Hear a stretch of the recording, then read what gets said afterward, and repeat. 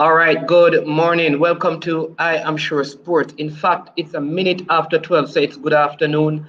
Thank you so much for joining us again for our live show today. We have a very special guest who will be joining us for some discussion about the JPL, the Jamaica Premier League, and to talk to us about his football expertise and share with us some good thoughts to educate you on some of the development in football on the local scene. But as we always do, we invite you to like, to share, and to subscribe if you have not done that, and also play our introductory videos so you can know what I am sure sports is all about. So here we go. Just listen to this in the meantime as we send out the link so you can invite other persons to watch and listen to this show today. You know me there, I'm coast to coast representing. I mean, say this is righteous representing for Omar. You don't know, come get the sports over here from near and far. Boy, boy, boy, boy. Me say I am sure sports, one thing me sure about. When me say sure, that me not doubt. Come get your sports, get it over here. Come subscribe, repost and share. I am sure sports, one thing me sure about. When me say sure, that me not doubt. Come get your sports, get it over here. Come subscribe, repost and share. If me not sure, that me not say it. Know who score, that me not say it. Never know no game play, that me not say it. If me never seen a game, me no know who play. For your sports news, better come over here so. For your soccer news, then come over here so. If you don't love sports, still come over here. For the day done, you a go love over your son.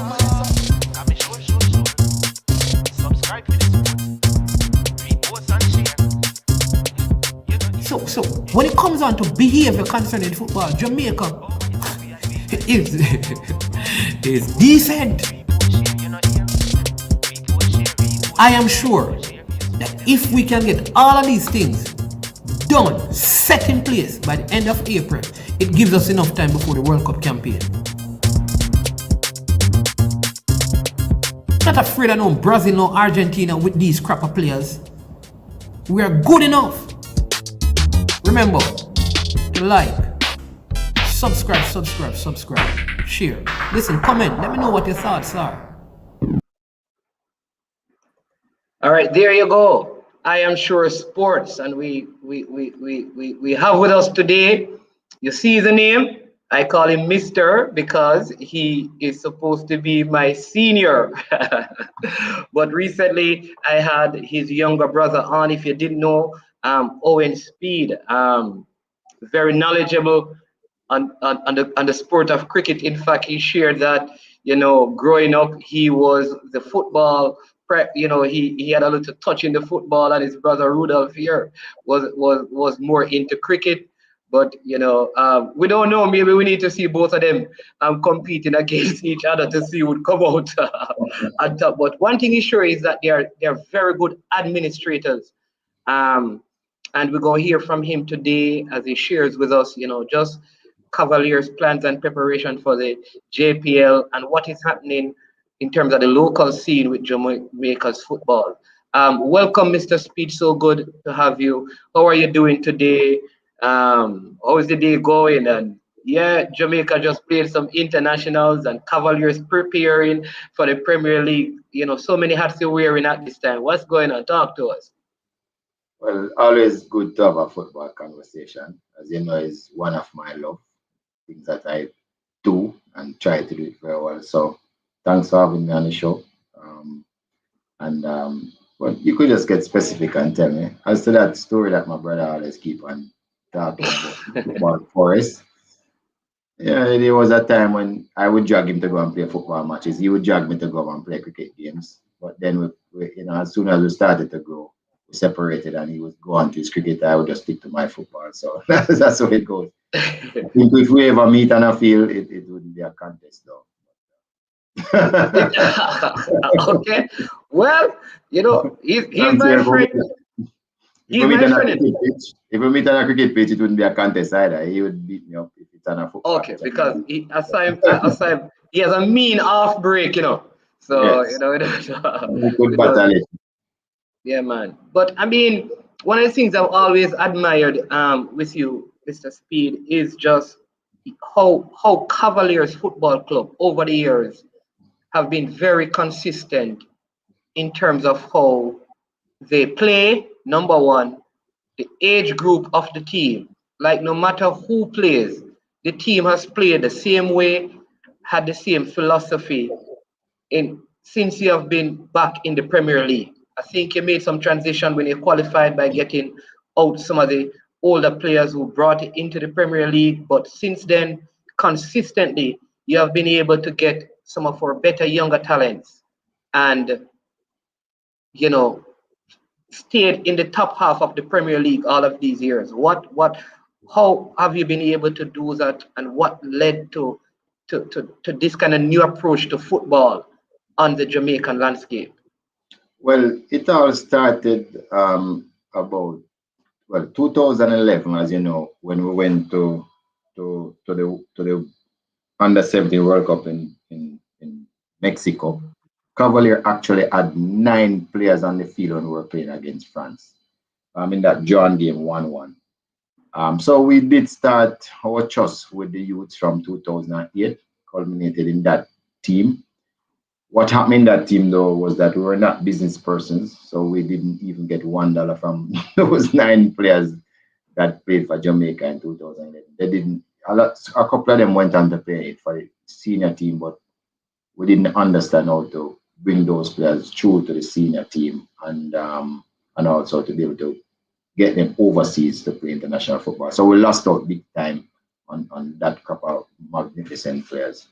Since then, we have been, mainly stuck with the youths.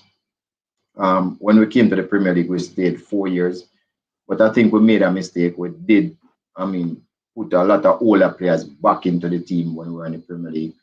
And as you know, the right thing happened to us. We were relegated, and now we learn our lessons.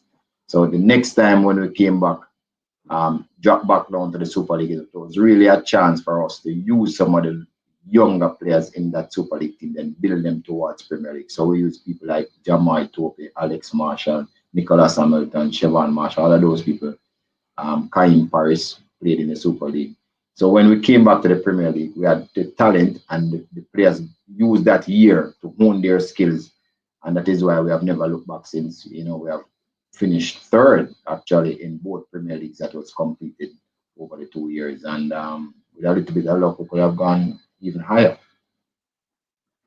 Okay. Well, yeah. So true. So well, how are you looking? Let me before I get to that. So what has happened to the transition, especially with those players in that under 17 team into the national setup? Well, the only persons that actually play for the national team would have been Romaro Williams. L.A. Lewis tried, played a couple games too also for the national team. But basically the rest of the players, they faded away. Siobhan Marsh, who didn't make that team, actually play for the national team. But the rest of the players, they all, went to university. They tried to go to university, a lot of them, Jason Wright, Romaro Jones. They all went to university, took that route, and then it never worked out for them. They didn't make the MLS. So, but we thought maybe if I had the same mindset like what I had now, those players at 17 would have easily been in the Premier League teams, and the outcome would have been different.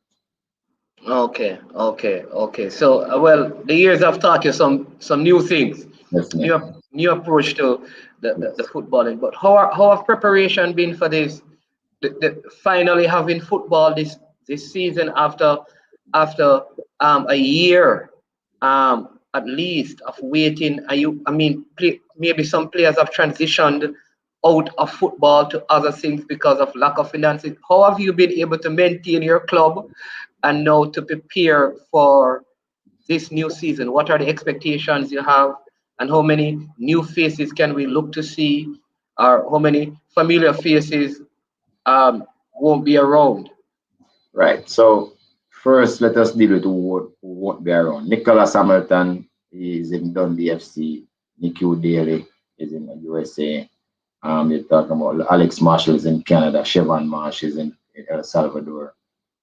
Kaim Paris is in Slovenia. So all those players who we had, spent some time honing their skills at a young age, they have all gone. And that is, so they'll not be here. Jamai Tope will not be here either. So those would be the young starlets that brought us, 2 third place finishes. So, but one of the thing about Cavalier is that we learned the hard way, and we probably have the best crop of young players from age 13 right up to 18 at this particular point. I don't think there's anybody in Jamaica that can beat our team in those age groups.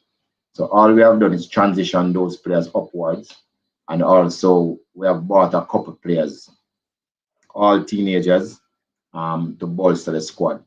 So this year we only have 6 players who would have played in our team before the abbreviated season, because we had some players who came in the abbreviated season, but they played man come first and then they came on in January. So they didn't get to play a lot of games. So it's a very, very young team, a lot of inexperience. But as you know, our club is one of development. So I wouldn't say that disadvantage. They have progressed over the year, which we haven't been playing because we did, to give them individual tasks, duties, to perform over here. Sometimes we train in small groups to be able to keep them up because, as you know, development is key to our game. So we did continue that development over here. So we're not perturbed. We're ready to play. Okay. And any name that we could look to this season, like say, boy, you know what? Pay special attention to this youngster. We have to pay special attention to all of them. But we have in our ranks, Mitu. He's from Froome High School. Scorer in the Costa Cup, so we have him. Yes. We have Ronaldo Webster. From Pamela Stets. Yes. And Wolmers. Yes, and Wolmers. We have Dwayne Atkinson called Kingston College. Busy. Yes, we have him. We have Richard King from Clarendon College, that tall centre, probably the best in the country at that position now, even at his young age of 19. Yeah. We have Shanil Thomas from JC. Right, he has been there a couple of seasons now. Right, he's still 19, but this is probably his second season. We have people like Kyle Ming. He's just 20, but he has played 3 years. Gadiel Irving. Yes. We have a lot of really exciting young talent. Nico Shea Murray from JC, who won the Manning Cup his last year. So we have a lot of quality players. So it was just a matter of us trying to put that quality together, trying to find the best position that they play. We're also going to be feeling 2 16-year-olds, Christopher Ainsworth from Calabar, and also Cleo Clark from I think it's Denby. Those will be 16. Yeah. We have a 15-year-old. That's AJ. AJ is the son of the former Portmore national player. So I mean, we have those youngsters, and we have 2 17-year-old players in our squad too. So we are very, very young. We only have 2 players over 25, which we're very proud of them too. But that's where we are. That's the young team we're coming with. Whoa. So that's where we are. Looking forward to that. I love seeing Cavaliers play, especially now because most of the games will be played on what I call proper surface. I think that's what I'm looking forward to. That finally every Premier League game will be played on good surfaces, intimidating spectators. I think that is going to make the footballing team perform a whole lot better and look a whole lot better. I think some of the venues and just the field condition, the spectator condition sometimes affected the quality of the game, especially for youngsters. And I think this season, one thing I'm looking forward to is that the impact of the quality surfaces they're playing on, the fact that spectators will be there, which put less pressure on officials. I think that is going to make the football look good. What are your thoughts on that? Oh yes, and in addition to that, what is going to happen too is that all the matches will be televised. So for the first time, we will be able to put together. Players will be able to put together a CV because all their matches will be televised. So that is really good for Jamaica and the players who are looking to have overseas contracts. So we're really looking forward to that. Yes, all the fields will be a particular standard. All the balls will be the same. So, you expect a certain standard. You don't have to worry about some field shorter, some field taller, some field bumpy, some field have grass, some field have no grass. All the teams will play on the same thing. And what I notice, if you look at the Man Cup and the Costa Cup, as soon as you reach a stage of the competition where the better fields is in play, then the better teams just play better and better. So we are excited and waiting on that. As you know, we're a passing team. We run a lot of sequences, so we feel that those fields will help our game immensely. Yeah. One of the things, I mean, a lot of people ask is why haven't we seen, I mean, more Cavaliers players transition into the national program? You think about like Alex Marshall, such potential in high school. I mean, I think he played in a same competition with Christian Pulisic at under 17 level, and he was highly touted in that competition. And then you look at Pulisic, you look at Alex Marshall. You have Karim Paris, who is over in Slovenia, hasn't been a regular fixture in the national team. You have same thing with Marsh playing in the Caribbean, in Central America, no transition. Nicholas Hamilton in Canada, no what? Don't they always not a prolific scorer, but always scored enough goals in the competition? But what is it something that Cavaliers need to do to prepare the players to transition to the national team, or there may be other factors that is outside of the club per se that that probably deter that transition?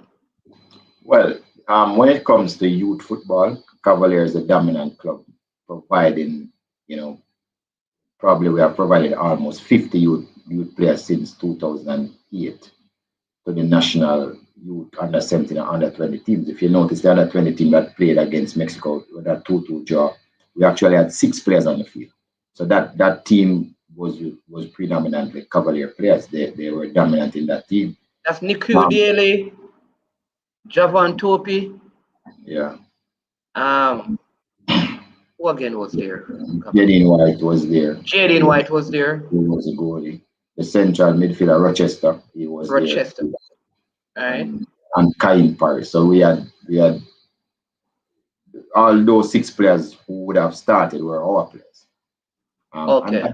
So we have always put a lot of players in the national youth teams. And some of them don't make the transition because, as you know, the transition is harder at the senior level, though. And some of them have gotten up, but I don't think they have ever really gotten a long extended run to show what they are made of. But I mean, the coach have a lot of people to pick from, so that is not in our purview. What we have been able to do is to get them to play overseas, which is what we are committed to do, to get them to play in the international league. And the last 2.5 years, we have had 6 gone over, and we have at least 2 or 3 more, which we think will go over before the end of the year. So that is really our focus. So if they don't play national football, they can always go and have a good life and play professional football overseas. And I'm sure at some time or the other, they'll get into the national senior team. They're all young players, though, just 2021. So EQ is 20. So maybe it's not their time yet.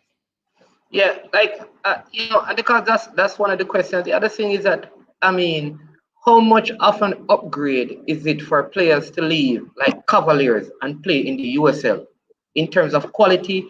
And does that aid in them getting into the national team, or it is a deterrent because the level may not be seen as much higher than our Premier League?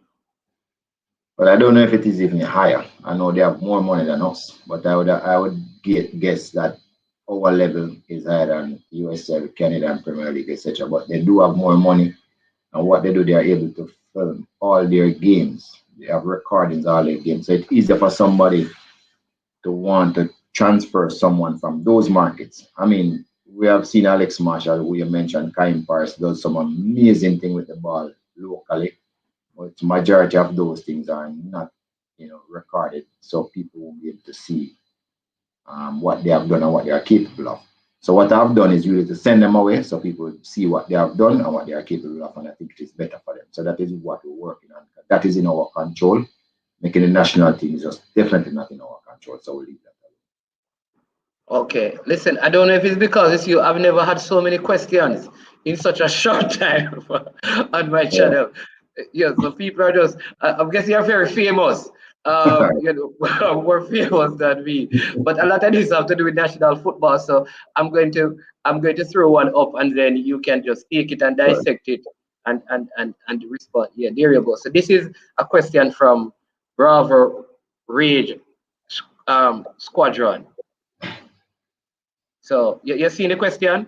Yeah, we are the players that Ricky spoke about. So there's a separation of what I do as it relates to what the JFF does. Remember, I'm a volunteer and I'm a recommending committee. So what we made sure happen is that we have a wide pool. So now we have a pool of almost 60 persons that is eligible to play for the national team, senior team. So they have all signed contracts in 2023. That was part of what I was asked to do. So we have done that. We have gotten the signature of Leon Bale and also Mikel Mikel Antonio, Antonio. which is the two most difficult signatures to secure. At this particular point, it is up to the coach to decide if he wants those players in his cycle, if he wants to bring them in or not. But that's not us. So it's up to him to decide if he wants to bring them in or not. So if they are late, he could just easily leave them out. If they have quality, then it's his choice to bring them in, not my choice or the JFF choices. The coach does get a free rein to do whatever he wants in that respect. Why are locals being called up after so much inactivity? Well, if you really know, there's some locals that have been inactive. There's some locals that have been always been active. They have always been training and developing themselves. So I mean, it is difficult for Coach Whitmore to really just ignore all the local players. That, I mean, that's not how football structures are made up or football teams are made up. So he could have a quota system that he just decided that he wants to have at least 5 or 6 locals in his squad, and it's entirely up to him. If he doesn't want to pick them, that's fine too. And if he does, it's up to him. So it's really a technical team choice who plays from who don't play. Our thing is just to make sure that they are available, which is what we have done. Right. So I want you to look. I want to reemphasize that because sometimes, because the to the general public, the roles and responsibilities are not clearly defined. So when person hears that you're the head of the technical committee, somehow that translate as the person who selects the players, which is not the thing. You create the pool, and then the head coach selects the players from that pool. Right. So it's So it's more, yeah, entirely up to him. We right. don't have any jurisdiction over that at this particular point, based on how we operate. Yeah. Okay, okay, and then I have this. Why aren't we scouting young players in England to play for Jamaica at the youth level? So much talent out there that needs to get sourced, like in basically every other country with a talented diaspora. Well, remember, just as we say, it is a Jamaica Football Federation. I mean, well, we have seen in history where we have gone to the USA and brought players here to play at the youth level. We never heard from them again. So our thing is really to develop local based players, especially at the youth level.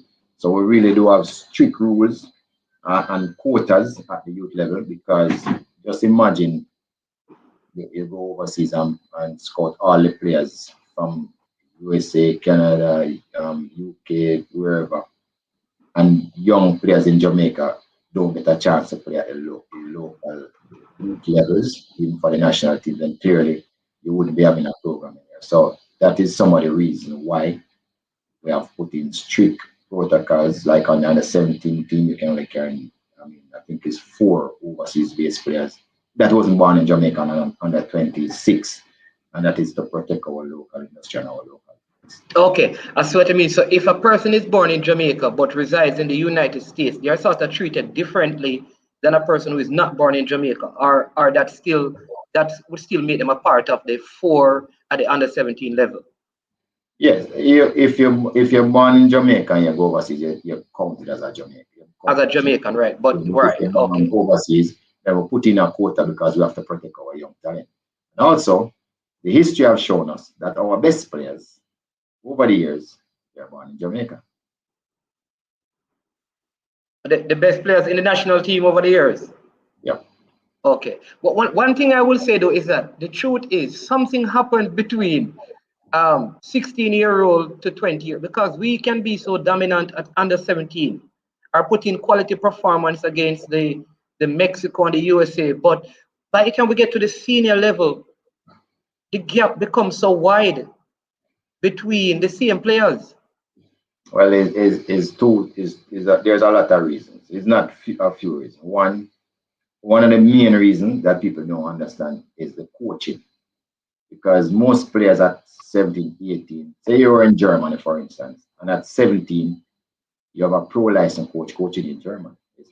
Because all the coaches in Germany, before they go on to get the A license, sorry, not a pro license, you could have a coach with an A license coaching in Germany. Because before you can apply for a job for a club, a professional club, you'd have to come through a particular system. So those players are exposed to much better coaching than what our players are exposed to. Remember, up until last year, we only had C license coaches, right, in Jamaica. So that gives you an idea of the difference, the rate at which players will learn with better teachers. So that's one. The next thing, a normal player at 18 in Jamaica will, for instance, when I went to Sweden with a Cavalier under 17 team, we just went to Sweden and we're coming back home the next week. When we were speaking to other teams there, oh, we're coming from a tournament in Denmark and we're playing this one in Sweden, and next week we're going to play one in Germany. You see the difference? We just go Sweden and come back home. So again, the development of these players is in terms of resources and where they travel. I mean, just say they finish that. Those guys are working on a second passport at 18. Our guys only have 2 stamping on their passport at 18. So those are the huge differences why we're not able to come up to be as good at the senior level. Man, I'm so telling you. Pulisic, when him and Alex Marshall played, there was no difference. Alex was probably better than him. USA they invested in him. They sent him to Germany in a second division. You know, they invested in him, stay with him, and that's why he's worth 90 million now. We don't the same for us. Yeah. I'm telling you, you're very popular because I mean I can even monitor the amount of comments I'm getting. Question for you. So let me just say thank you, but let me get this one from is your role a conflict of interest since you're attached to a club? I think it is your role as part of the technical committee with the GFF, a conflict of interest because you're the technical director at Cavaliers, the sporting director at Cavaliers. Right. Yeah. So everybody in the JFF and everybody in the world of football was connected to football in some particular way before. Every single person in FIFA comes from a country. Every single person in England used to come to a club. And every single person is on the JFF and CASAFA in every parish association. Their origins were from a club. That is why there's a system in place to ensure that conflicts are managed. There's nothing wrong with conflicts. Maybe in your own situation, the person is asking there's a conflict somewhere in your own situation, but conflicts are managed. So for instance, that is why I am a recommended. I have a committee that recommends, right? So if the coach, I'm a buffer because of the expertise that we have in our committee, buffer between the board, who might not have that technical expertise. So we're a buffer to make recommendations to the board based on what is presented in front of us.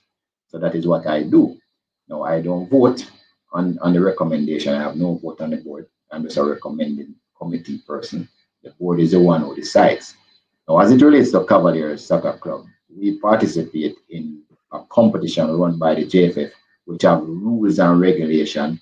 They have a disciplinary committee, they have an appeals board, they have all of those things that has nothing to do with the JFF board. So no, I have no conflict of interest. So when the JFF realized that I had some talent, they asked me to serve on a committee, and I have served on the committee. When I'm finished serving on that committee, I'm going straight back to Cavaliers. Yeah. Everybody knows that. Everybody up front, this is not beating around the bush. But every single person that you can name in the JFF or in CASAF or any other parish association, they are affiliated to the club. That is a structure that FIFA set up. You must come from some football entity for you to serve upwards. Yeah, I think let me, because and that is important. Let me go back to the first question. Because the people always talk about three things in business, as you know this about when it comes to teamwork, you need character, competence, and chemistry. Those kind of three C's that work. First, you find people of good character. It may not apply to football in that sense, or it could look at the training and how people generally behave and carry themselves. Competence, their ability to do the job, and then chemistry is needed. And there is a perception or out there that, I mean, will there be the kind of chemistry build? Do we have enough time to build the chemistry with the late addition of players for the goal? I think the first question was pointing to that, for the Gold Cup, or should we develop a kind of system that we don't end up, or will you and your committee leave a system in place that even if you're not there for the next World Cup cycle, Gold Cup cycle, there's a system where players from outside of Jamaica can be a part of a pool consistently, that whoever the coach comes in, there is enough time to build the chemistry because we know they are competent. But what are the things being put in place that we don't keep having this late addition of players so close to major tournament? What system is being established? Because that is it, if we have the system,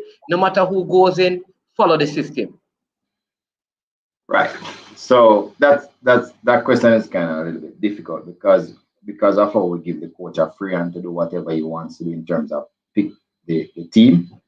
It's really his decision to build a team early and keep it. If I mean, in this case, we know what we had COVID, so he was he had issues, just Yeah. getting the same players over and over and over. I don't think, based on what the plan that the coach had set up before, he had planned to have a set squad of player long before this. But I think he has been played a rough one, and he just has to play it out. But saying that though, I think there are some positives happening here because we were able to find about 5 or 6 players that look like they have quality when we had to play the US match with reduced players. So I think it worked out in a way. But as you said before, we from the technical committee, we're going to be looking clearly at what is happening to see if we can, without compromising the coach too much, because remember, it's his job. He gets fired if he doesn't do well. He gets praise if he does. So we are always looking at trying to get ourselves better, looking at a system. But the truth is really the coach who decide at this moment. We don't know if there is a better system. We have seen some other system. We don't know if they work for Jamaica, but we're looking at them and you'll hear about it in the future. But I don't want to say too much because we haven't finalized it. Put anything in place. All right, cool. All right, see, here's this is someone from the diaspora. What do I wanted? But I'm born in Jamaica. Would I really be treated differently? This type of thing does not happen in other countries. I think you had answered that, but go ahead. I don't know if you want to take. Yeah. No, you're not treated different. If you have a talent, we will deal with it. But you have to remember that other countries like the US spend 100 million US on their program. We spend 5 million. We don't have the money some of the time to even pay for the plane ticket for all of these players who want to come on trials. It's easy for us to say carry up 50 players from in Jamaica to come to the Captain World Technical Center to come and try. So it's not because we treat anybody differently, but you have to understand our circumstances not the same. We don't have enough money, and also our job is to develop Jamaicans basically, which we have tried to do over the years. So it's not a different thing. If we know of these players that is good, we will look at him. Some of the assessment may be videos. I mean, some of the assessment we might ask somebody to scout. But clearly, you can understand that we might not want to bring that player here unless we know that they have quality. And you're speaking primarily at the I think at the junior level. I think because you did say that if I have a son who is born in born in Jamaica, but goes overseas, say for high school, but is very good, he would not be part of what you call the quota. The quota is for persons who probably they're second generation kind of a thing. For those players, you take a certain amount because because you want to develop the talent here, and they are being developed in whatever country they are. I think that is what you were saying Yes. earlier. No, we're not trying to treat anybody differently, but there's a lot of constraints which we have to deal with. Yeah. I see someone ask this is the next question right there. So I mean, that's such an easy question, Mr. Bibi Gardner. Sorry, that's such an easy question. Person who asked that. I just told you one, and he's the longest serving member to ever play in the EPL. The second longest ever overseas player ever, Ricardo Bibi Gardner. Come on, don't, yeah. sorry. all right, yeah, man. So this is a good one. What is your vision for Jamaica's national football team? I should say, what is the vision? Because I don't know if you can create the vision for an organization that you're not the head of. No, right? we have a vision from a technical point of our vision. Or my vision, our technical vision. We believe that we can rank in the 20s. Our national team, male and female, can rank in the 20s if we put all the pieces together. If we stop fighting against each other, if we get better coaches to coach the players from a younger age, easily we can come into the top 20, and that is one of the vision that we have. We need to move our status from trying to fight to go into the World Cup, to qualify for the World Cup, to be one of the nations that is qualified every single time. That is our vision, the vision that we have for Jamaica. Both male and female, under 17, under 20, any World Cup we should be there.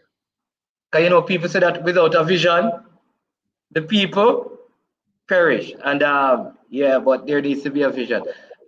And then okay, I think you just answered that in terms of, do we have a depth chart for squad selection? I think I answered the first part. Do we have a depth chart?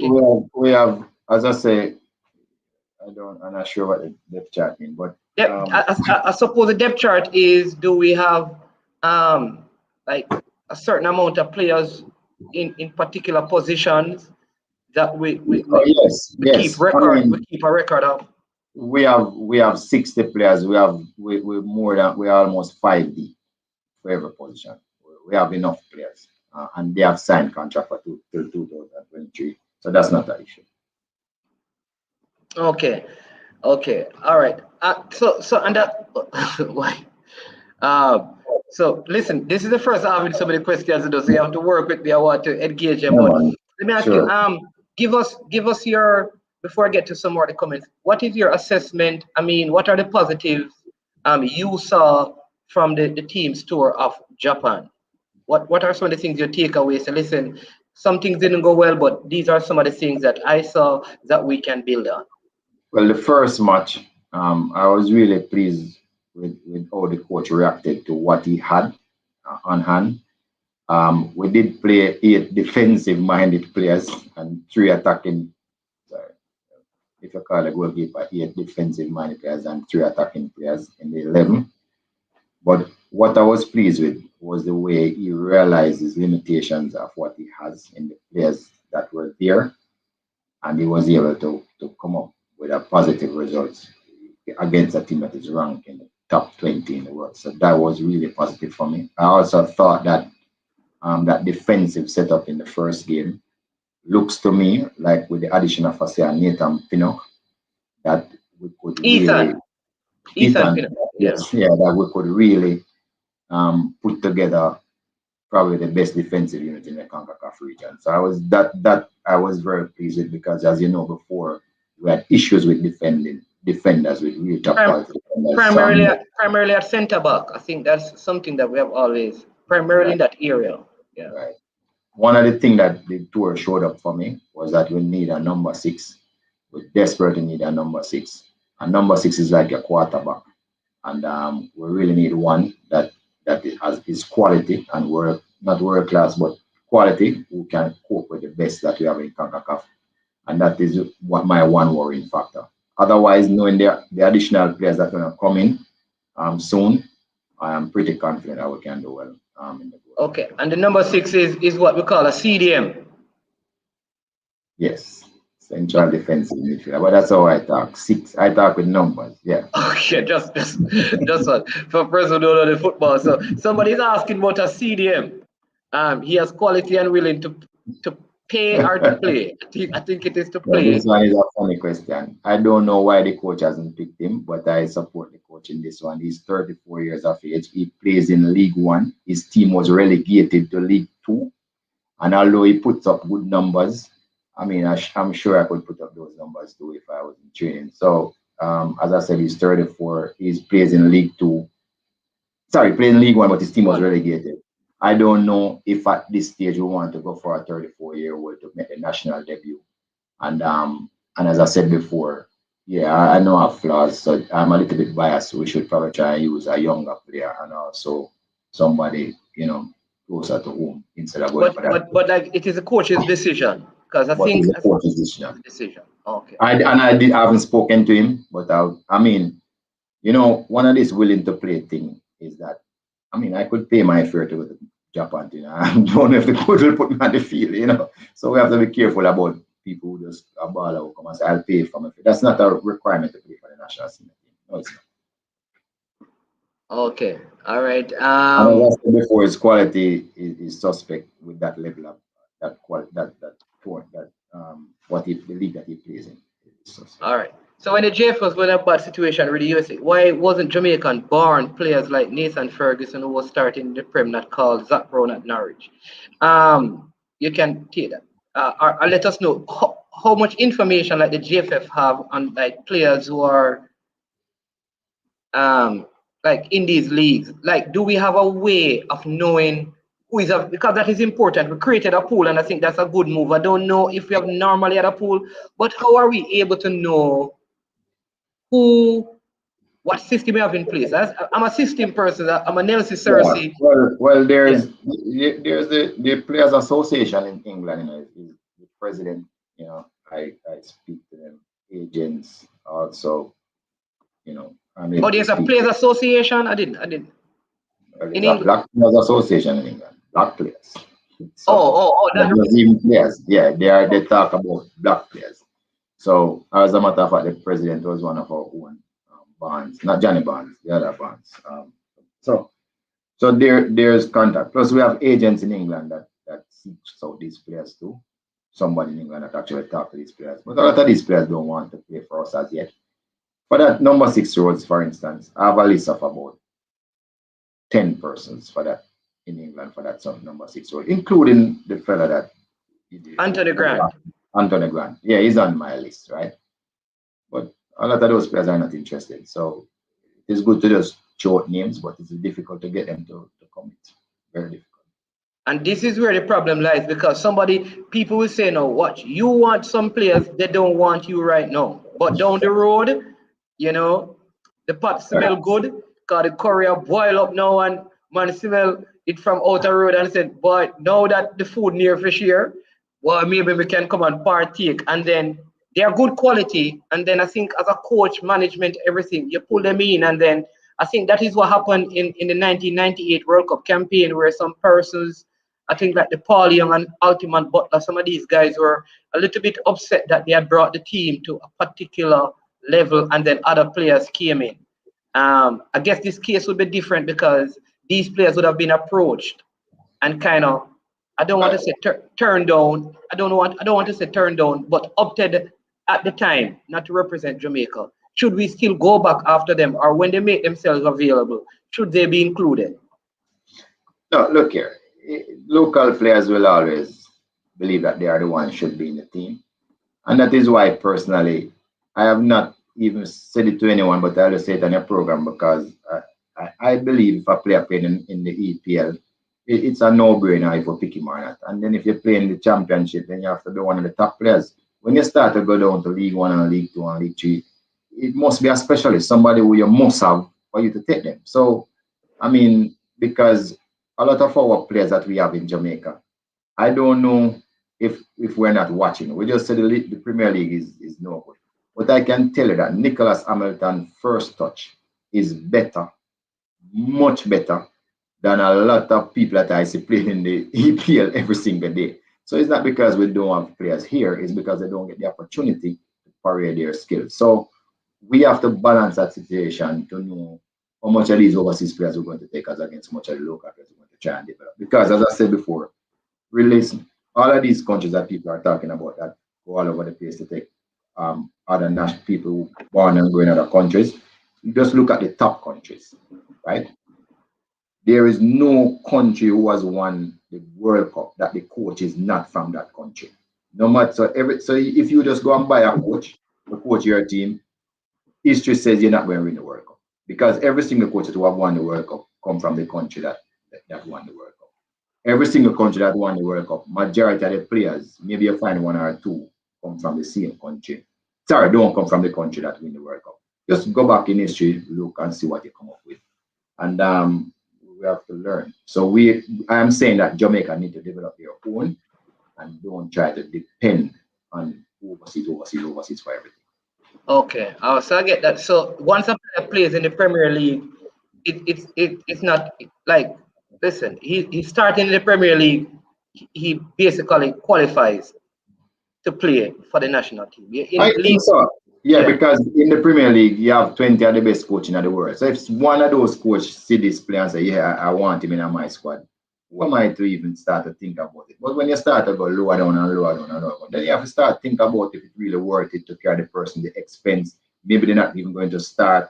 Do you equate that with a local player who you prefer to sit on the bench and develop him up so he can get a professional contract overseas? When he does get a professional contract and we sell a player from Jamaica, the club in Jamaica get more money to develop another young player.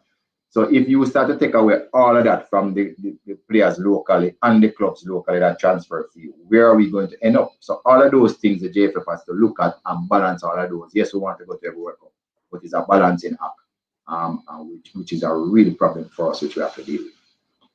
Yeah.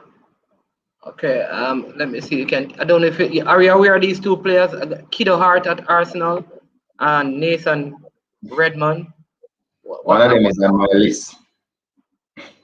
One is on the list. Yes. Oh yeah. All right. I know that there was also news that a 60-man pool of player, I don't think that came from you, would be given today. I think the 60-man pool given today. I think. Yeah, I thought the news was on the 14th would get today is a Gold Cup registration. It would come from the pool. Right, it will come from the pool. But okay, I thought there was news that there was a 60-man pool of players that will be given to the public in terms of those who are out there are the Gold Cup registration. But what can we expect in terms of the goal? Because like I said, there are so many.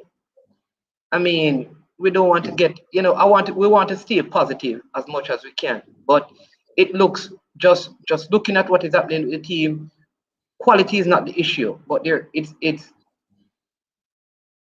seemed like something need to come together going into the Gold Cup and the World Cup qualifying. I mean, how do you see that all fitting together as we head into the Gold Cup? Well, the US is much easier to travel to than a lot of places in the world. Much easier. If you notice, the female team didn't have the same issues that the male team have playing in countries like Japan and Europe. And also the US is somewhere that everybody wants to go to the US. So I'm thinking that some of the issues that we have trying, with the tests, the different type of tests. Matter of fact, USA take like the lowest type of testing for the COVID variant. Virus. While other people want more sophisticated testing. So I'm thinking that it shouldn't be such a problem on us to assemble our squad for the World Cup based on that alone. So I'm not really worried. I think that we'll have more than enough players for the World Cup squad. I think probably the coach is having problems picking the squad out of that 60 players that are available to go to the World Cup. So it's just for him to come up with the best squad, and I expect positive results there because once we have all our best players, we are one of the best teams in CONCACAF easily. Okay. So say I have a relative in England, and boy, I want to play for Jamaica. Never been here. Does he call me and I call the GFF, or is there like he sends a letter to an email. How does a player never been to Jamaica wants to be a part of the team Well, it get in? depends on which team. If it's a senior team, then he can just contact Mr. Simpson, Roy Simpson, or the coach, or myself, or Wendell Donzel, or the general secretary. A lot of channels are open for the person to contact us. Remember though, we know the good players that have that standard. So it can be, I mean, we get a lot of letters. Somebody wrote me a letter and said, I have 100 players in USA to play for the national team. I asked him, what am I going to do with 100 players to play for under 20 team? It don't, you know. So Yeah. give me the best 4 or 5. He hasn't come back. So there's a lot of people having all of these players to play for the national team, but it's not so easy. And you have to have quality and show us that you have, you know, what you have done. So it's not a hard process. It's just that we'll have to sift through the quality to decide if they, you know, if they can help us. Of course, they have to be able to can help us. Okay, all right. Let me take this one because the question is, why was Nathan Ferguson and Zach Brown not called for the USA game? Both are born in Jamaica and are willing, meaning are willing to play for Jamaica. You know, I as I said before early, I can't tell you who the coach is going to call. We have no jurisdiction over who the coach call. The coach is the person who decides on the squad and on the final team. Now, also, we have our rules in place, just like every business. Both players would have to sign the JFF contract to ensure to sign a contract to express their willingness. So the willingness really is signing that contract. That's really the standard. The willingness is for you to sign the contract to say you're available and willing to play, and then the coach take it from there. So Okay. I'm not being why we come with respectful. You ask a question. No man, yeah man. So I think what needs to happen is that so if You we know, so if I clear it up. If Mr. yeah, Nathan Ferguson or Zach Brown wants to play for the Jamaican team, write me an email. Tell me see you willing or send it to your representative. I will make sure you get the contract. Once you sign the contract, I'll tell coach you have 62 players now. But after that is the coach decision. is the coach's decision. Say okay. Do you have a JFF email? Like because you understand me, like sometimes people will keep like I don't. I don't. like I don't. speed at gff.com so that I don't. I yeah. don't. But if you write the JFF, the letter will reach me. Just write the JFF, the General Secretary, the letter will reach me. Okay, okay. Listen, like I said, that you're a very popular person, because there are so many. We have developed our system infrastructure. Can players be? I think this is a yeah. We have to develop our system infrastructure before players can be developed, which is so true. Because I heard you. I know that because the football. I think I was listening to Mr. Blakey and I did a show recently, and he was speaking about the whole transformation of local football because we have too many clubs. And I know this is something that you have been advocating for about the amount of clubs that we have, that it need to be reduced. What is the technical committee doing to change this over 300 and odd clubs, and anybody can start a clubs, and one parish, one community have 100 club and 1,000 people live in the community. Like what are we doing to change that so we can probably just have, like, his suggestion is that we don't need more than 63 clubs because there are 63 constituencies. That's a And good suggestion. so yes, but yeah, so you want to answer that? How we Sure. going to just kill some of these clubs, work with 63 and have like just 3 tiers of football, one of 21, one of 21, and the other one of 21, and that is it. Go All ahead. right. So first, the infrastructure. Let us talk about that. And the person is 100% correct. But the board has now approved a plan, a technical plan, for us to deal with having a proper coaching school that develop our coaches up to the pro license level. Remember, in Jamaica, we only have the majority of our coaches are at a C license. So remember, you have C, B, A, then pro. So you can imagine where we are in the hierarchy for majority of our coaches, right at the C level. We now have about 20 B license coaches, And we're looking to get some A-licensed coaches in the country. And also set up a coaching school so we'll be able to educate the coaches, because a lot of things that coaches speak about, they are so far from reality now that we're really just struggling. So that is one. We're also looking at having elite youth football, which means that the best will play against the best from the under 13 age group, under 13, under 15, under 17, and under 20 is supposed to be taken over by the professional clubs. So you'll have the professional clubs playing under 17 and under 20 competition. So we're looking at elite football because clearly those players will be more exposed to top quality coaching. We're also looking at rising the qualification for you to coach a Premier League club. I mean, now it's a C license, but we're looking at pushing it up to a B license as soon as we ensure that there's more qualified B license coaches, and we're looking to push it up by 2025 to A license. So those definitely will make sure that we have much better players in the system because they are developed properly. We're also looking, as you can see, what we have done with the professional game. We have made great strides with the professional game for this season, although it hasn't started yet. A lot more money in the system. From a technical point of view, I'm going to say that we can't tell a man not to form a club. But what we have done from a technical point of view to say, okay, this is a standard now. So we have introduced a standard which your club will have to come up to play in the Premier League, to play in the Tier 2, to play in the Super League, to play in the Major League. So that is what we have done, is to introduce a standard. So even if we have a million club and they reach a standard, we are in a good place. So we're not trying to stop you from being a club anymore, but we're all about standards now. So that is what our focus is. That is our infrastructure that we're setting up to ensure that the football is better. We also have a player pathway, which we know, a footballer could easily earn, $1 million a month, right? Overseas. So a doctor would probably earn $1 million a month in Jamaica. The doctor has a pathway. What we have developed also is a player pathway.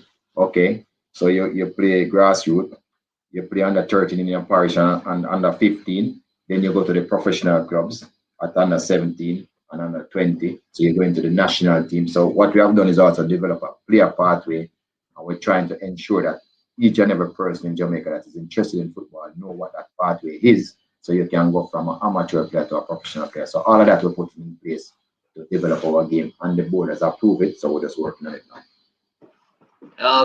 Okay. So there are plans afoot to change the whole structure of the football from the top level all the way down. And we have put some in place already. Some are in place. This morning, as you notice, we name a head of the coaching school because we're serious about coaching. So we know our head is a new position, and we have just employed somebody to make sure that all the coaches in Jamaica them standardize. You care to name the person? Yes, Andrew Peart is the person. Oh, he's the head of the coaching school now? Yes. Awesome. He was employed from the 1st of June. From the 1st of June, cool. All right, someone is asking about Nathan Redmond. Before, he's on my list. He's on the list. All right, there you go, people. And someone said, where's the consistency? Because Ben Godfrey was overlooked at 15, and then Anthony Grant. So, it's not a matter because one was too young. No one, it appears, is too. No, that's an easy question to answer. I mean, Ben Godfrey at the time, as I said before, sometimes the JFF just don't have the resources to do a lot of these things that they would like to do. I mean, at 15, I don't know how many years ago that was, but you could understand that he was probably in his teens. We just around 7 years ago. I think I was around 21, 22. Yeah, we probably just couldn't afford to bring him down from England and all of that. Anthony Grant, I went through that already. I'm not going to go Anthony Grant. Yeah. But I was just going to ask, where was Anthony Grant 10 years ago? Maybe he should have called us. Yeah.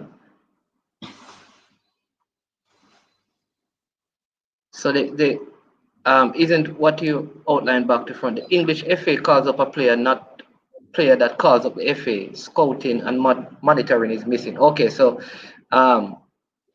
right. So majority of our players will call them up. I mean, I think there's a little misunderstanding. A majority of our players will call them up. But remember, a lot of players that play in England, we really don't know what their nationalities are too. A lot of some of these players are the ones who say, no, I'm a Jamaican, because as you know, it's not so easy to figure out where everybody, if they have some of these players not born here, they are second and third generation. So link might not be so apparent initially.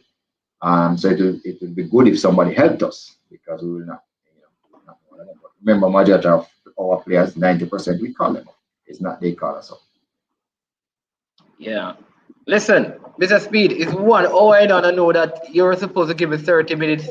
But like I said, that I've never had so many Go ahead. Yeah, man, go ahead. questions and comments. So I see, let me just get some more of the questions, because a lot of them, so there's this about Curacao, and that they are recruiting players from Curacao and Suriname, improve big time by recruiting players from Netherlands, which is purporting that we should also be recruiting. Is it recruiting as much people from overseas? I suppose, but I know that come with some challenge. What are your thoughts? Well, it's two things that we need to discuss there. As I said before, one of the things that we're really overlooking is that those countries have pro-licensed coaches. Don't ever you ignore that fact that some of those countries employ coaches at a very high level. So they will perform. Those countries will perform above the capacity that you had known them over these years.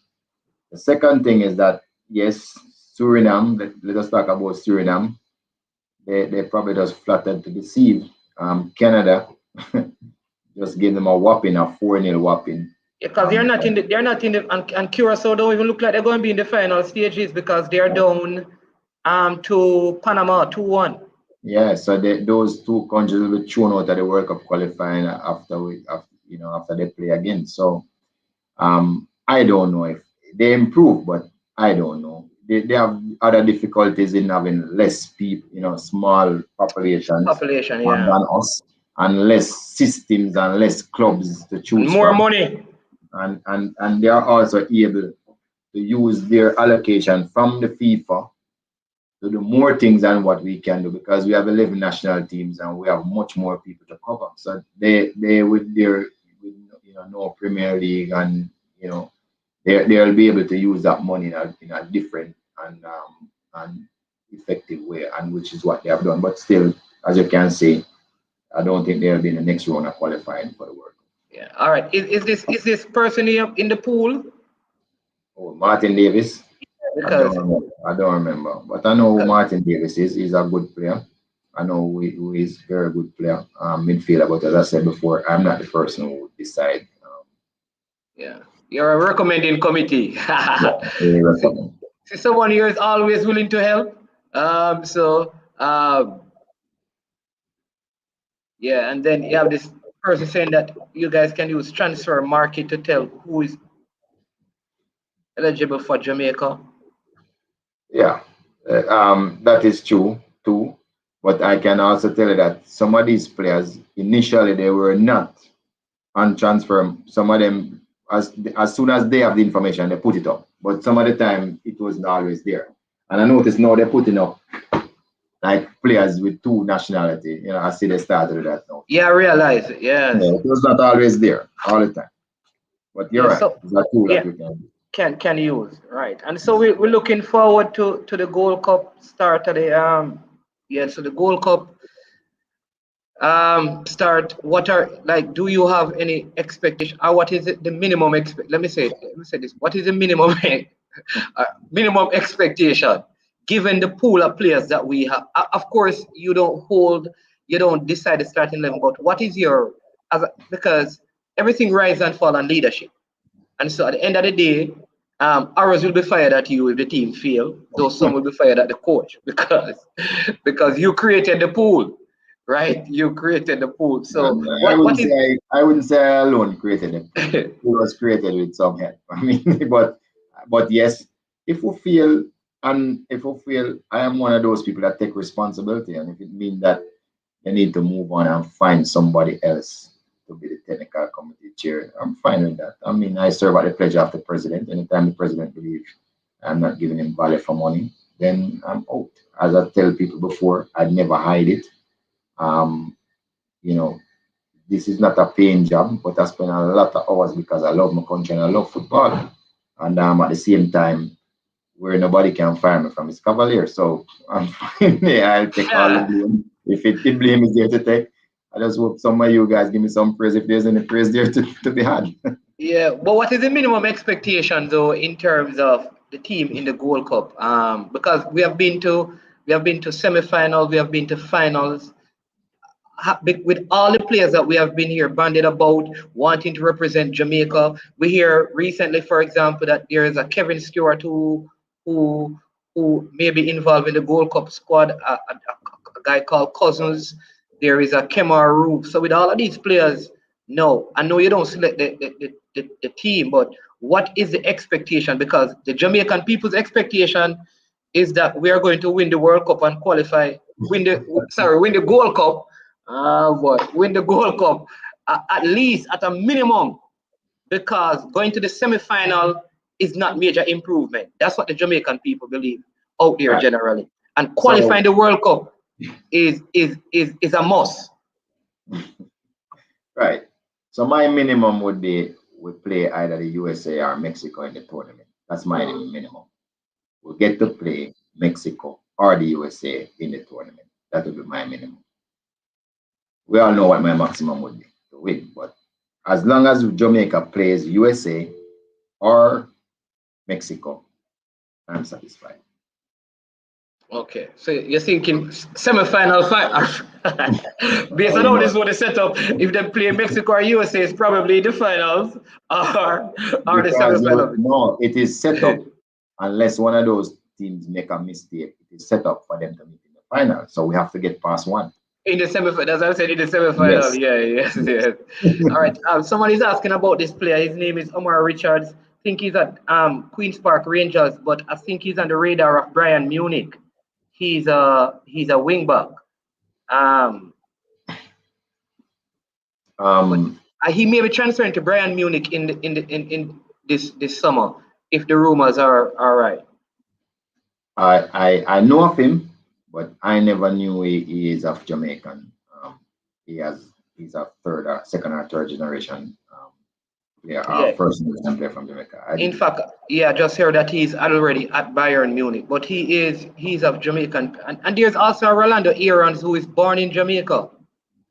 Don't know if you've ever heard that But, name. but but these players, do they want to play for Jamaica? Because a lot of players that we have asked before, when they are young, they don't want anything to do with Jamaica. Is a lot of them, when they start to get little age, then they want to come around. So And that we and have that a is coach up player from a player from the Premiership that is 20. He doesn't want to play. that is the thing. And this is where now um I think we need to. Oh, he transferred from Brentford to Bayern Munich already. This is Okay. where now I think there needs to be like a process, like because if I contact a player, I need to be able to say to him, this is what you need to do. Um, send an email, because like I said, there are so many players out there, or because there are persons in Jamaica who also have major contacts in those places who need to be able to point them. And I I know of, I remember there's a Ashley Young. I don't know if you know Ashley Young. Ashley Young, I Of think course, I know. all right. Ashley Young, when he emailed to play for Jamaica, though it's some time ago, he didn't receive a response. And I think sometimes I don't know if the systems are in place, because I guess I'm giving you the benefit of the doubt that you guys have a whole lot of emails to go through. But sometimes a player may send an email, he doesn't get any response, and he walks away believing they're not interested in me. Is Could there be, or is there a person assigned to this aspect of the recruitment drive, that when players send in the information, even if they're not needed, somebody can say, listen, respectfully, we have received your information, but we're looking elsewhere, so that they see a level of, because I know The how you three, operate. I know the you three, will. Yeah. yeah, the three persons who these requests usually come to. will be the manager of the team, the director of football, and the general secretary. Those are the three main persons that those requests. The general secretary, as soon as he gets a mail like that, he will send it over. He would send it over to us. But David Nicholson, can we get a contact for Aaron's? Because it looked like you know that he wants to be a part. So please, you can send it to Manning's man and he will send it to me. Don't tell me say you don't know how to get it to me. Just send it to the host. Hey, listen, hey, let's tell you from now. Any email I get, people come, I'm going to send it out. So if no response, don't blame. Man is going to do his work. But one thing I know is that Mr. Speid will reach out. I know that Mr. Blade also has a lot of contacts out there. But I think, like I'm saying, I remember I always tell people about this thing that I did with Nelson Cersei. And Nelson Cersei talk about how the car line stuff is in Japan. That no matter who, they could get somebody from Jamaica today and put them in the car manufacturing business there. And here's what happened. The car is made the same way. And they went and they asked the manufacturers, how do you get this? That no matter who you put in, the cars are the same. The quality is the same. And they said because we develop proper systems. Right? And I think I know your expertise, and that's probably one thing that you need to do, and that is to create proper systems at all levels of the federation so that people know how things flow. Right. And I think there's too many different ways that it is done, and it leads to confusion. But someone says Rolando Aarons is at Huddersfield. Huddersfield Town, which is in the championship. So that's, but I believe he was at Newcastle at some point of his career. But he's actually born in Jamaica. Nathan Ferguson born in Jamaica as well. The Queen's Park Rangers, right back, left back. Crystal Palace, and he starts for Crystal Palace. So you say my problem now though. Remember one caller before said you cannot buy nobody so late. It's almost late entries we're getting in now. Yeah. Oh, you hear that, people? You see. But this is the thing with football. You know how the fans are now. We're the best coaches. We know the best players. You understand me? So some people want more. If I do it now with a vote, I'll tell you. There are people in here who say, listen, get more English-based players, especially after the performance of some of the local players. I will say that I think one of the things I'd love, Mr. Speid, and you can tell me this, that when we are giving youngsters or new players their debut, especially the ones who play locally, that we need to give them the best opportunity of succeeding. And what do I mean by that? Like, I don't believe putting a Luca Levy, who's a young player, in an environment like this to play his debut game would be the best option for him. Personally, I think if he were to play against one of the Caribbean teams, say like we play against a Bonaire for his first game, like friendly, that would blood him better into a game like the Japan game. And could that be something we look at, like how do we blood our younger players into the national team in such a way that gives them the best opportunity to impress and debut, to build their confidence? I don't know if that is even practical. No, it makes a lot of sense. But the problem we're having, which I keep on saying, this is Jamaica. Our GDP is 120 in the world. So we can't compare ourselves with USA, whose GDP is number 1 in the world. We just don't have the money to be able to say play Japan with the team that the killer team, the team that we use to kill when we come to kill, right? We can't say we play Japan with that team, and then we have a B team and a C team who play in the Caribbean, because we set up our next match playing in the Caribbean, because the funding is just not there to be able to do everything. But what you are saying is perfectly correct. The top teams in the world, they have their A team, the B team, and a C team. So they know which team play where, and just as you quite rightly say, they also have the funding to be able to play 6 matches with the B team Yeah. and 6 matches with the A team. We just don't have that luxury. So that is why we're kind of just throwing the players in the deep end and so listen, you have to swim. Yeah. See you next one. May I suggest that a formal, and you're a system person. That's why I'm saying that you're so good at systems that you could create just a document to say if you are on the GFF website, if you're interested, where people can even visit the website and see how to. Well, yeah, probably that's a dangerous thing because But there that's a is dangerous thing because you're gonna have like me sending me request.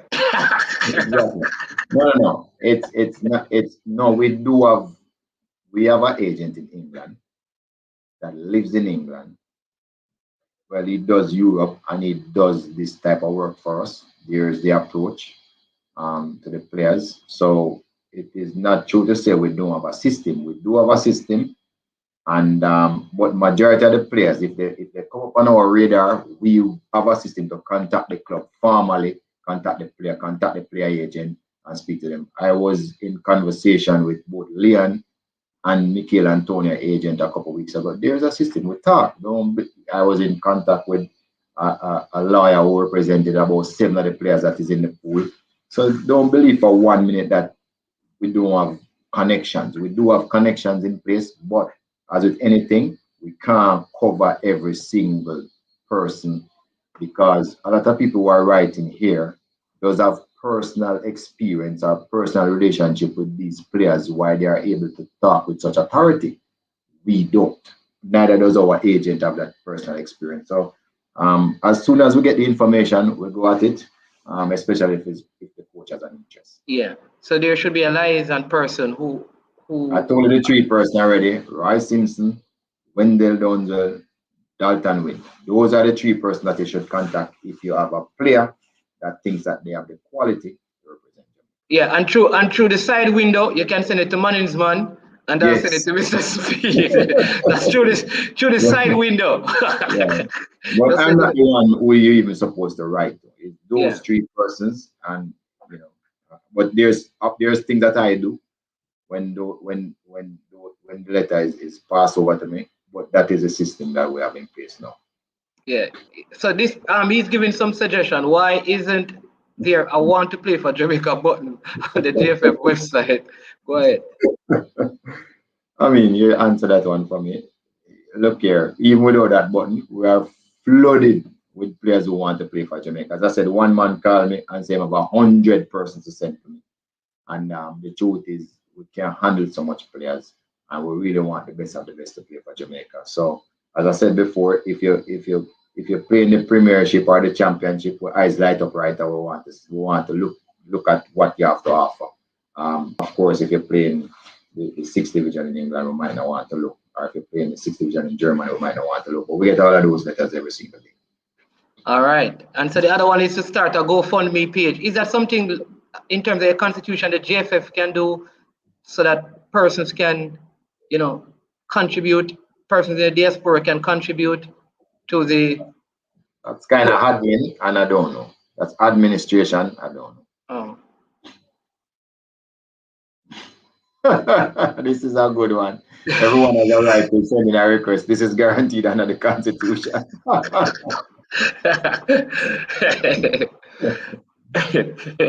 a good one. Football is really a business. The truth is a elite sport at the national level. So the truth is we only want to have elite athletes sending in requests. We don't have the manpower to go through all of those requests if you're not elite athletes. So, I heard that Mikel Antonio is out on the World Cup due to passport issues. Any? I don't know. That's an administrative thing. I only made him available. I don't know. Okay. And I'm not All right. picking him up. That's not my thing. I don't know. All right. Here you go. Here's the next one. This is Coach Minzy. So he wants to know if you're willing to come on his program. Coach Minzy, you don't know anything about me. I'm not afraid of any question or any program. I go on any program All as right. long as I have the time. All right. All right. So there you go, Coach Minzy. He's ready to come and work with you. What is it? agent needs to develop a relationship with community leaders in England, a working relationship. The majority of Jamaicans come from a small number of communities. I guess this is no suggest that that way you'd get to know the players. But we do have an agent in England. As to say, to develop a relationship with community leaders in England.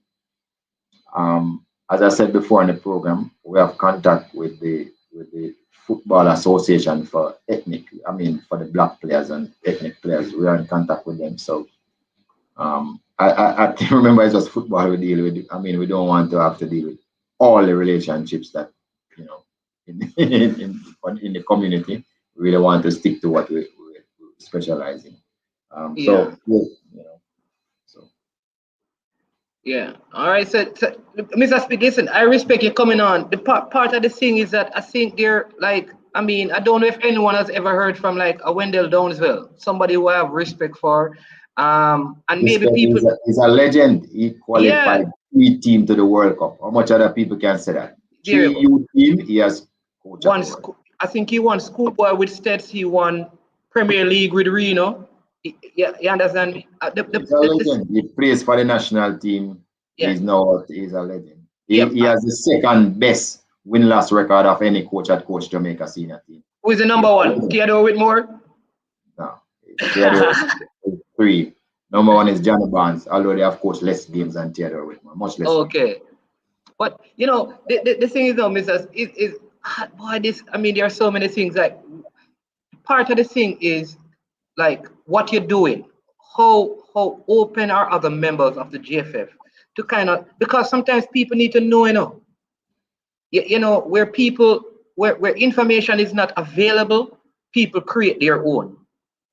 You understand me? Because let me tell you, a lot of people believe like the technical committee is not doing what they're supposed to do. When they see certain players, is you like what kind of players these? What happened to this player? What happened to this player? Because many people believe that the technical committee has a great responsibility in sitting with the coach and what happened to this player?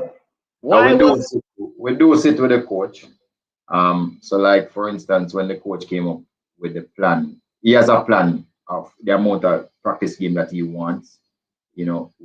We would take it and go to finance and say, finance, this is gonna cost us X. What is this gonna cost? They cost out whatever the costing. Then the technical committee would take it to the board and say the coach wants all these practice games. So we have done that. So there's interaction. There's also guidance that we provide. So for instance, if we wanted an assistant coach, etc., we would provide guidance and say, well, maybe you should we have no objection to this one and this one. He says he wants like the Instat program to be able to assess teams. So we go to the board and say, listen, you have to buy this because the coach is working in the dark. So those are some of the things that we have done. Also, the coach said he wants all contracts to be signed. We made sure that the contracts are signed so he doesn't have to be people have to be saying I'm unavailable. They're all available. That's why they sign a contract. It's not for the pay, because the pay is not anything. It's just for you to make sure that you're available.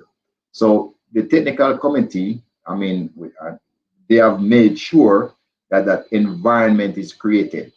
But as to go in the environment and pick out Tom, Dick, and Harry to play, that's not our function. I will stay far away from it.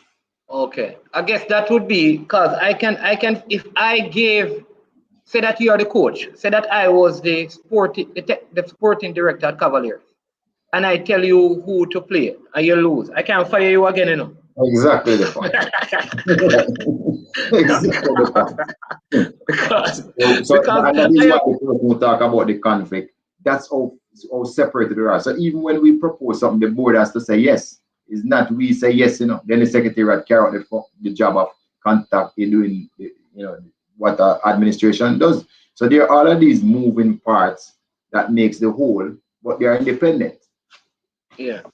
So this is the next suggestion. Players under 18 cannot join an association, not suggesting to be involved in everything. My point is that if the agent knows community leaders, he can get information. Any leader can convince. This is now talking to players in England.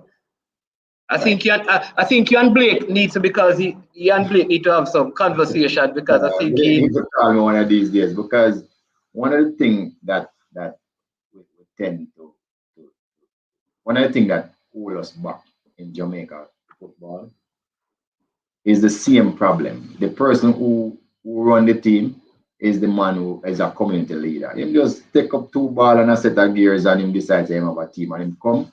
Him never get 1 ounce of coaching before or managing anybody, but him just come and decide to have a field team and and the structure never develop properly.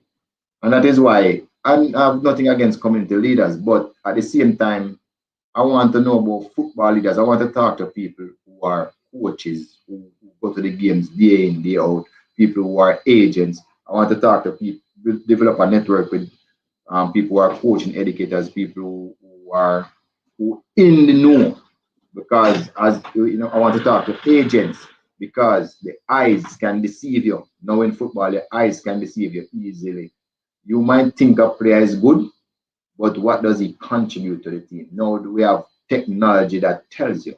And these are the type of people who prefer to talk to when we're talking about football, people to represent the national team. No, this is not an amateur team. This is not a semi-pro team. This is an international team. You must be the best of the best, not a trial and error. So Shane, we can talk anytime, sir, but you kind of understand where we're going.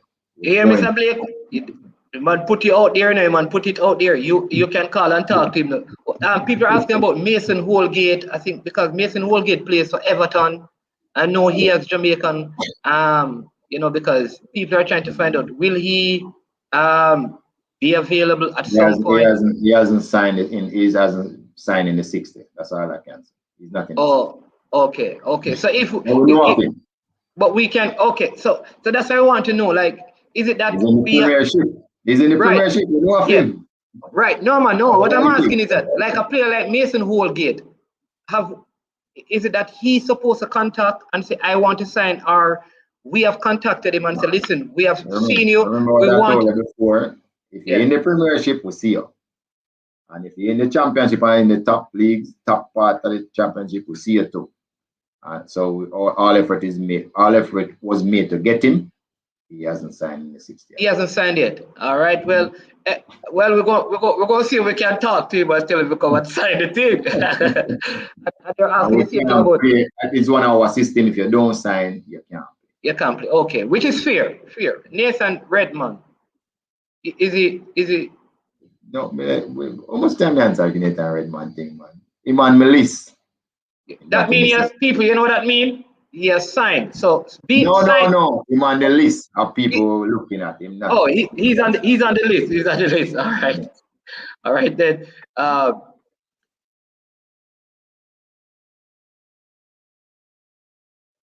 Community leaders. No, me understand you, Shane. All right, get you. Okay, I get you. Get you now. To convince people who are in England sitting on the fence. Yeah. Right. Yeah. Okay. To say, listen, come and get in touch with them and say, come and play for. Yeah. My fault, Shane. Can you just think technical? My fault. I get you now. Yeah. All right. This one is saying James Justin. This is the Leicester City wingback wants someone to talk.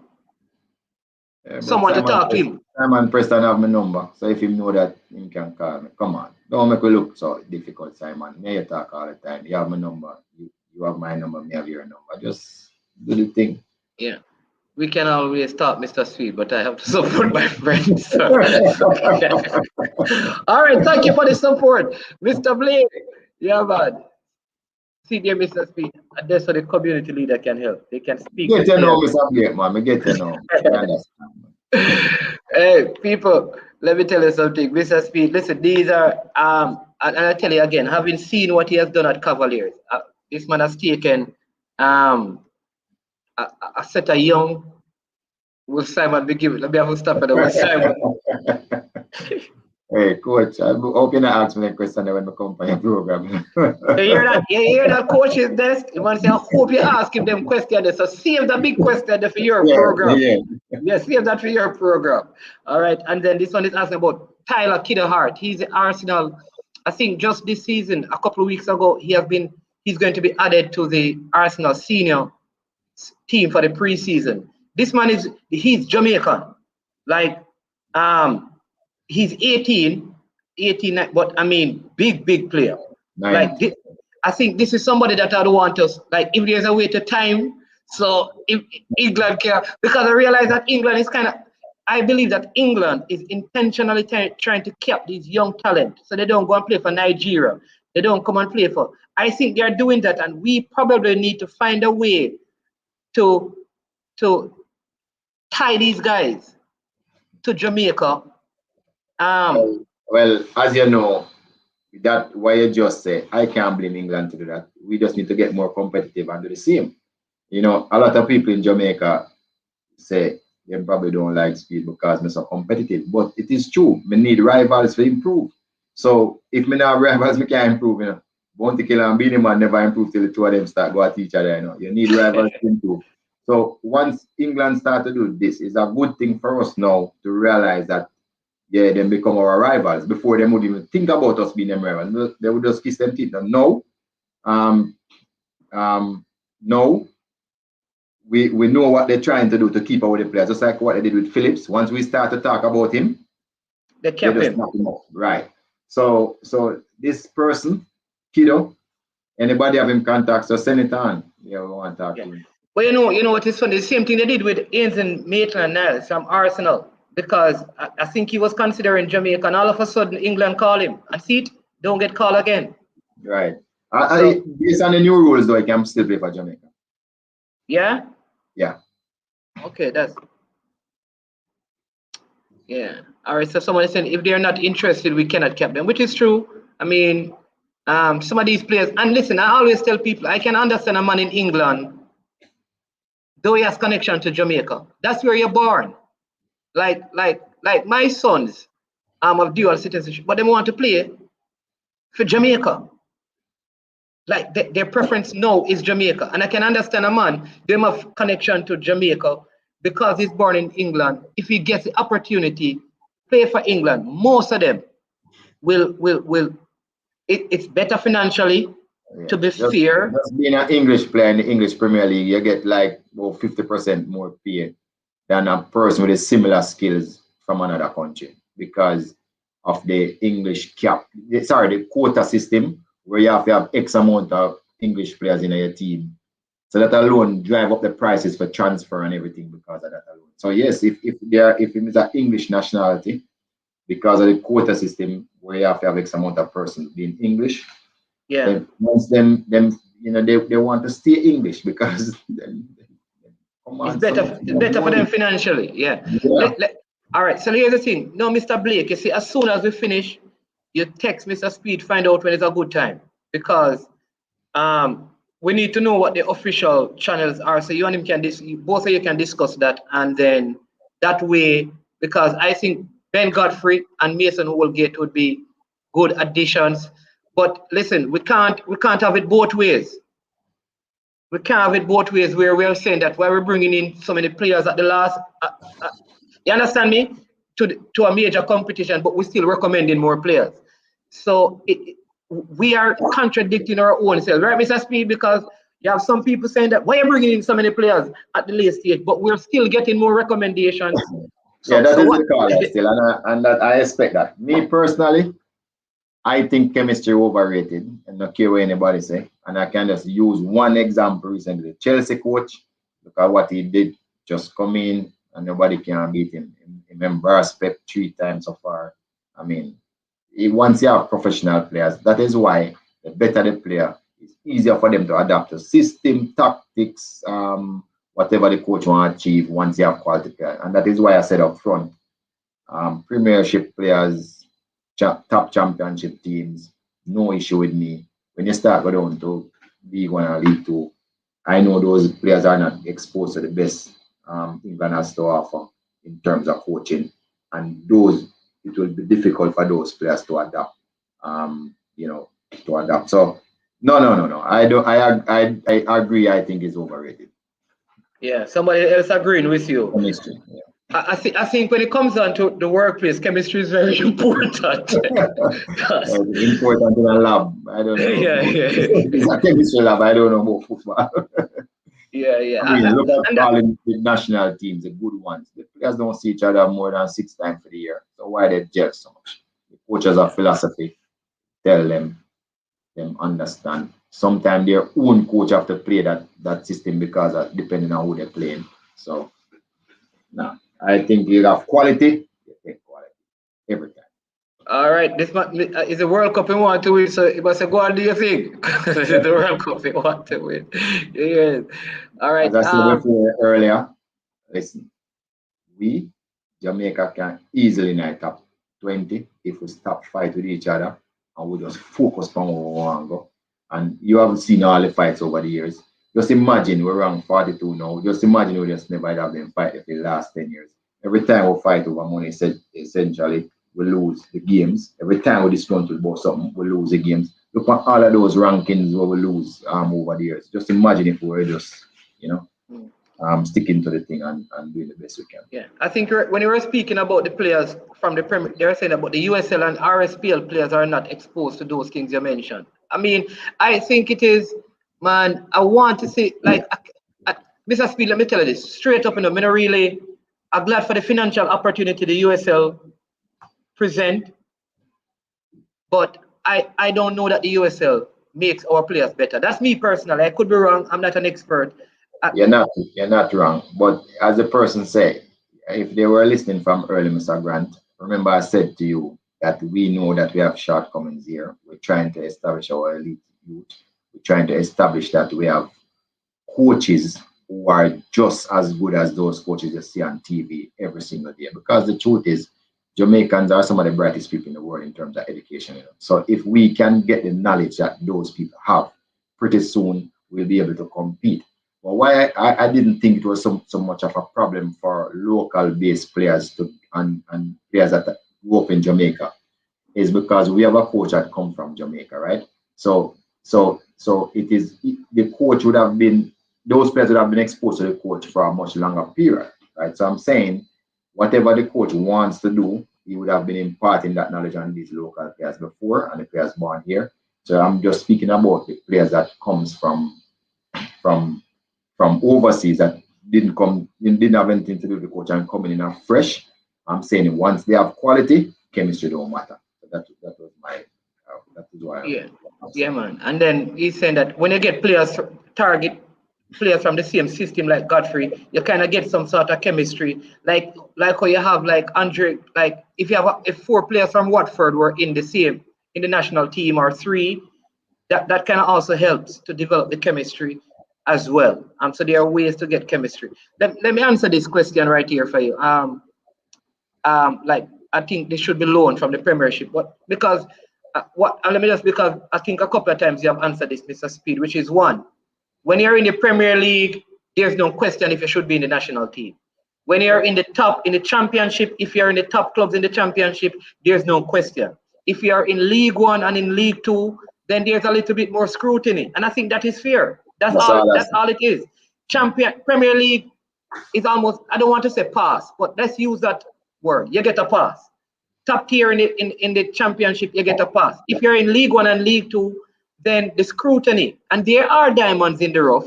I think that was, and so they will look at that. But when it comes to the Premier League, it's you fly through the gate. The Premier League, the English Premier League, have probably the best 20 coaches in the world. Period. Right? As a club coaches go. But also, if you look at a club like Arsenal, who nobody narrate again. No. You can't. No, you can't. No, you can't. Arsenal is my team, but nobody narrate. So I'm saying, if you look at Arsenal now, they have another 6, 7, 8 pro license coach in there with the gaffer, who is the head coach, So if all of those, so if you add all of the coaches, if you think it's 20 coaches looking at players, no, you probably have 100 coaches with pedigree looking, or 150 coaches with pedigree looking at players. I'm saying if those 150 coaches reject you, you have to look again too. That's all I'm saying. If those coaches take you, we don't have to look. But if them reject you, then we need to look again. It's an elite game. Yeah, you read that what I responded. Then top of it, so that Yeah, I saw that thing. It was 7 man from Jamaica was on the team. Yeah, I saw that. This person is asking, the coach spoke about his 3-year project. Where and what is this project? And do we, how do we determine if this project Which has coach? been Which coach? Whitmore? I think No, he no, was no, working no. on. Look here, the coach sending him plan, man. Don't. The coach sending him plan for the. I remember, football playing a cycle, metro cycle. The cycle for football is the World Cup. The coach sending him plan for this up to the end of this World Cup. Him sending team to the JFF. We look at it. The technical committee pass it. It costs millions of US dollars. I will tell the finance committee to go get the money. So that was done. Um, the assessment don't start yet. We have assessment period. One assessment period is the World Cup. The next one is the World Cup qualifier first round. We have all with that in place where we do the assessment and then we decide if it's successful or not. Yeah, and then on top of that, it the whatever the plan was, it would have to be readjusted given the year, almost a year off because of the pandemic.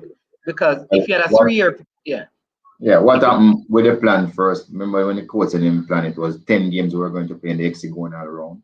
It gone right, up to 14, so you have to adjust. But so, and also because we have wanted to do other things during the pandemic year, which we just couldn't do. So all of those we have to take into consideration. But we do have our points where we assess, and we will assess, and the technical committee will assess and make recommendations one way or the other to the board for I them think to. this person is saying we can never have 7 main squad players in the squad. They're always on vacation when international duty call or the duty call. So that's that. You see, the 7 squad player that he's talking about is his opinion. Now, who tell him that that is the 7 squad player for the coach? Maybe we have some inside information. And Exactly. what? Right. Football is so dynamic, and so you might be looking at something, and that's not the way it is. Yeah, I think we did that one already. Yes. All right. So people, there you have it. Mr. Speed has given us almost 2 hours of his busy schedule because the team is coming back. The Gold Cup registration, I think, is today. I think Yeah. part of the registration. We're anxiously awaiting, what is going to be. We hope that all of those players trying to get their documents. I mean, can you give us some names of some of the players out of England before you go, Mr. Speed, that who Me? could be? I'm not. I'm Are not. you don't know? I No, don't but know. who anybody else have gotten their passport? I know the last list that came out was Kemar Roof, um, um, Kemar Roof. Let me remember. I I call mean, his what name the president said. Yeah, the president had right. spoken about some players. I really don't interfere in that. I kind of stick to my thing, technical. I really don't know. So, but I just hope everybody's available and we can play the best squad. I like the attitude of my coach in the first In the match. first, yeah, He never care about who's available, him do what him have to do.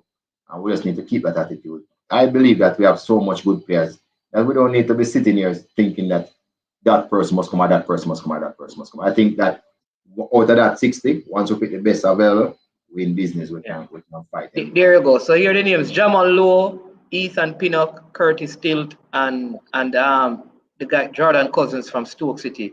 Those are some of the players, along with Kemar Roof, who got their passport, which is suggesting that they could be included in the squad for the Gold Cup, along with I'm really that, and that is the thing. I think we need to use.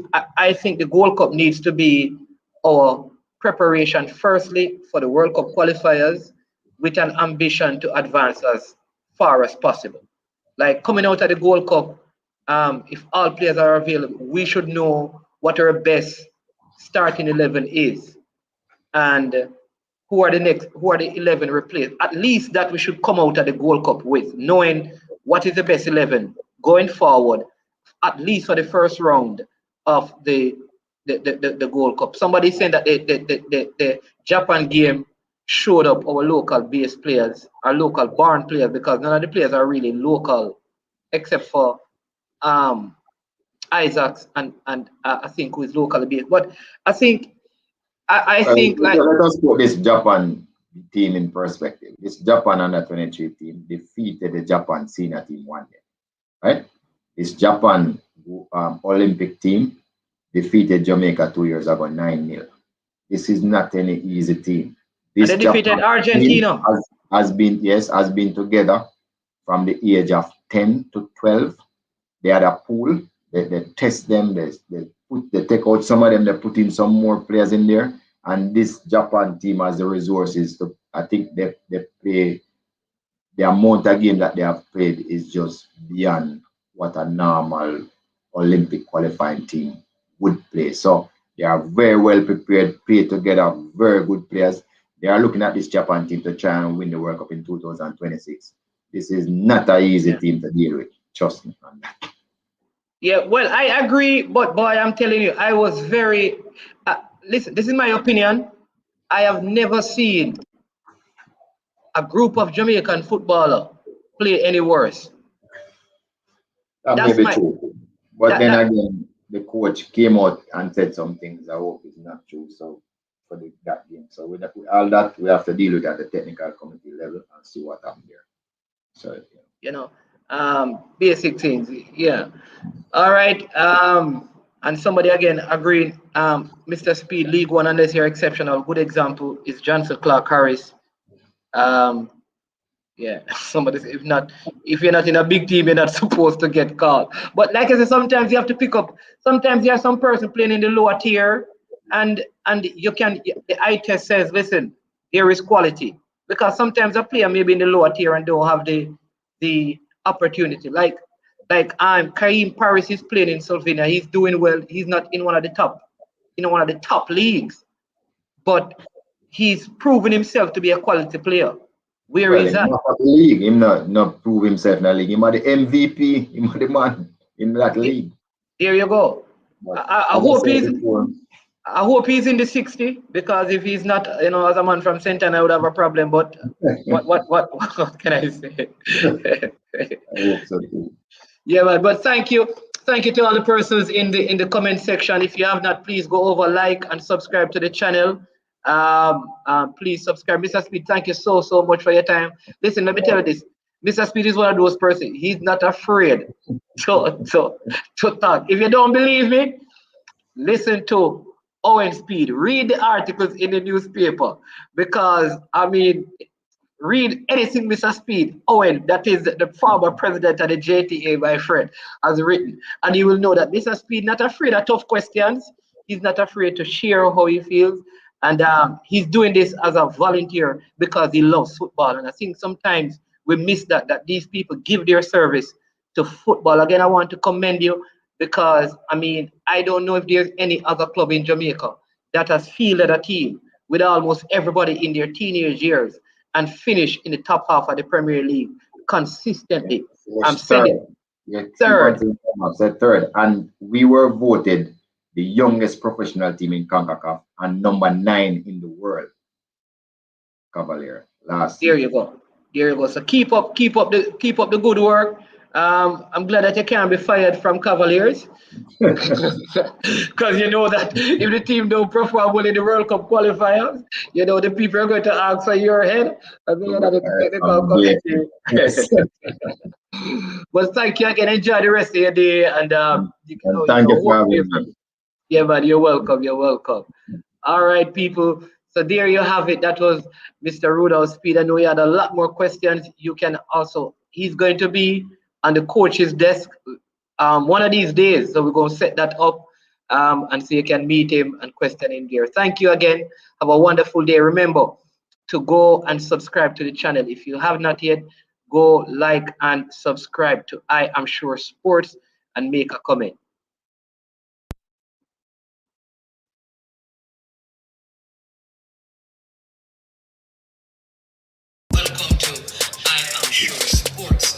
I am Sure Sports. You know me there, from coast to coast representing. I mean, say this is Righteous representing for Omar. You don't know, come get the sports over here from near and far. Boy. Me say I am sure sports, one thing me sure about. When me say sure, that me not doubt.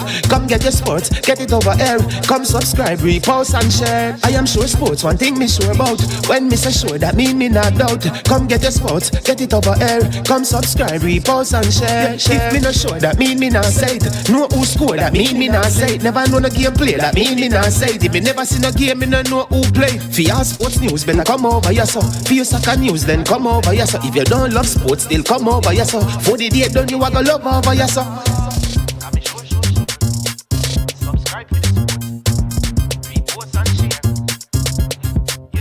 So when it comes on to behavior concerning football, Jamaica